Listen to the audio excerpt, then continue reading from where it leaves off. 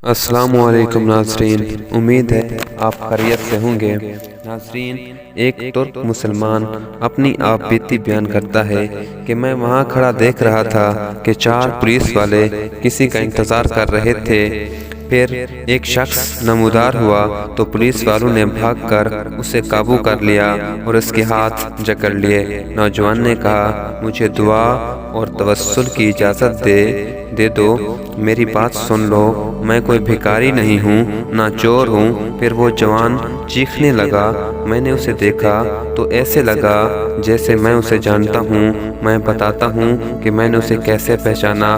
दरअसल मैंने उसे कितनी ही दफ़ा बारगाह रिसालत में रोते हुए देखा था। ये एक अल्बानवी नौजवान था जिसकी उम्र 35 या 36 साल के दरमियान थी। उसकी सुनहरी बाल और हल्की सी दाढ़ी थी। मैंने पुलिस वालों से कहा, जब इसका कोई जुर्म नहीं है तो तुम उसके साथ ऐसा क्यों कर रहे हो? आखिर क्या इल्ज़ाम है इस पर? उन्होंने मुझे कहा, अरे ओ तुर्क, तू पीछे हट, उस मामले में बोलने का तुझे कोई हक नहीं। लेकिन मैंने फिर से कहा, आखिर इसका तुम्हारे साथ क्या मसला है?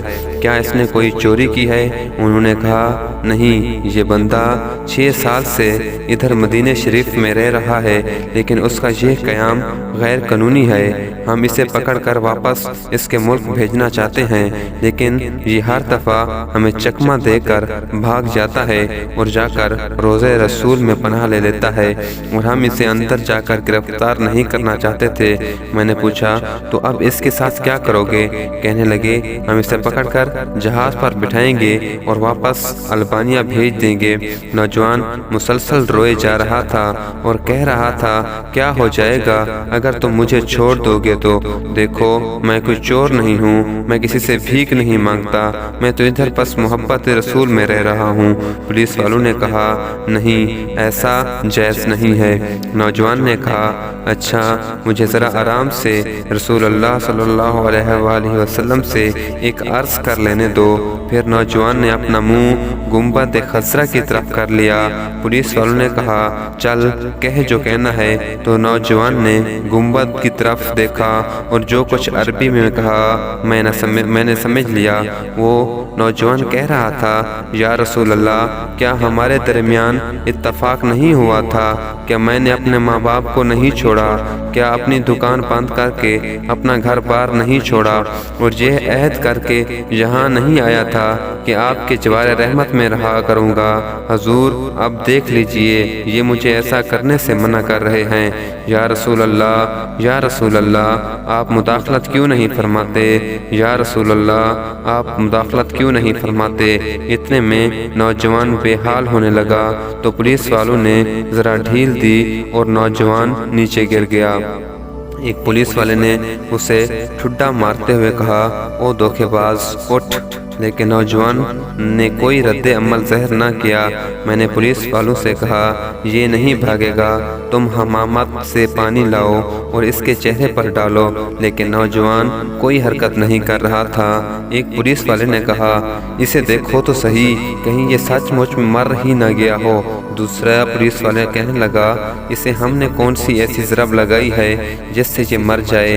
फिर उन्होंने एम्बुलेंस वालों को फ़ोन किया। वो उधर सामने वाली 7 नंबर गेट से एक एम्बुलेंस ले आए। उन्होंने नौजवान की शहरा पर हाथ रखकर हरकत नोट की और नब्ज़ चेक की तो कहने लगे, इसे तो मरे हुए 15 मिनट गुजर चुके हैं। अब पुलिस वाले जैसे मुजरिम हूँ नीचे बैठ गए और रोने लगे।